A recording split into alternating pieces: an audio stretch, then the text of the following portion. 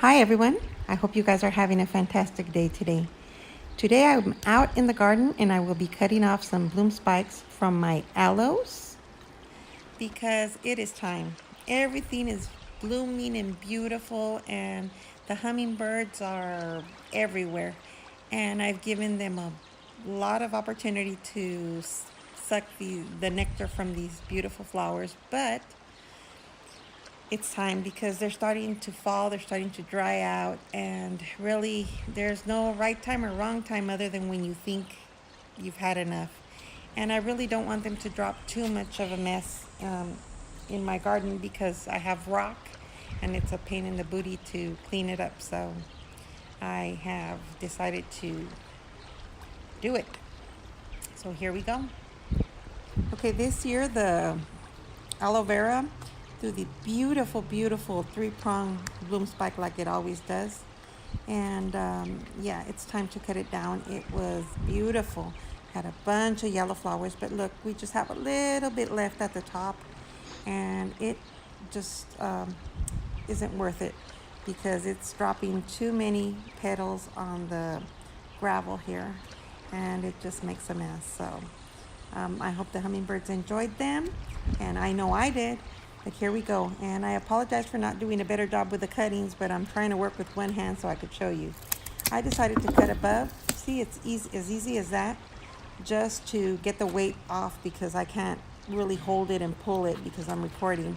So I'll just go ahead and go back in there and try to get as close as I can, but you have to be very careful not to damage your plant. So yeah, it's as easy as that. Just make sure that your cutters are sharp. I am taking out some, it's a good idea to blow inside. If you have a blower, to just blow all the debris that you have inside your plants that are shaped in a way that the leaves get inside. But look, yeah, I've been cutting a bunch of stuff today, tidying up the garden. I trimmed my rosemary, and my lavender, my Mexican salvia, and just going after those spent bloom spikes. So here we go. We have another one here in this side, in my succulent tapestry area. And this coral aloe is gorgeous. I mean, it threw off this bloom spike. I had no idea it was going to be so beautiful, but I enjoyed it very much. And it is cemented in history because I took tons of pictures and video, and you guys shared the experience with me. So here you are. They're starting to look a bit sad already, so it's time to cut it.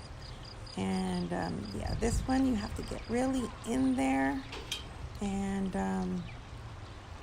just be very careful again not to cut because it's very easy to do that.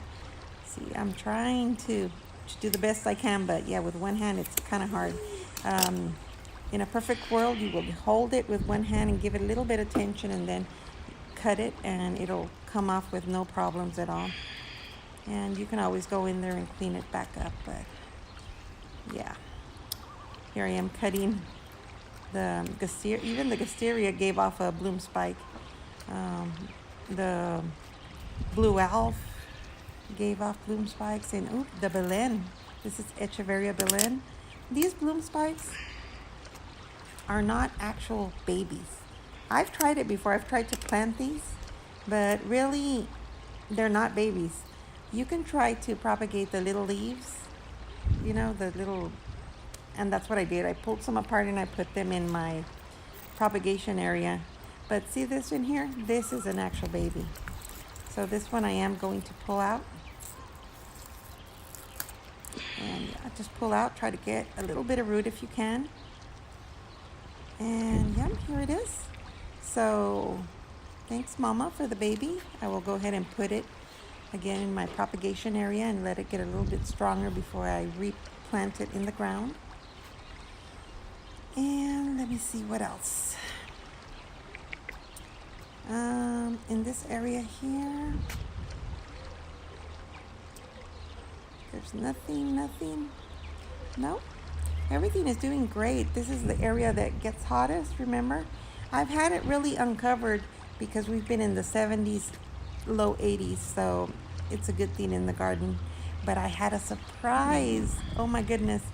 I was looking at my copper spoons here, and they was looking a bit sad from the bottom and had some dry leaves, so I decided to kind of clean it up a little bit. And I was using the actual cutters to take some of the leaves off, but for some reason one of them, I just pulled it off. And I'm so glad I did, because check that out. I think I have a crostata, a copper spoon crostata. And I've done some research and looked it up, and I can't find one that has crested so that I could see what it looks like. So I'm looking forward to that.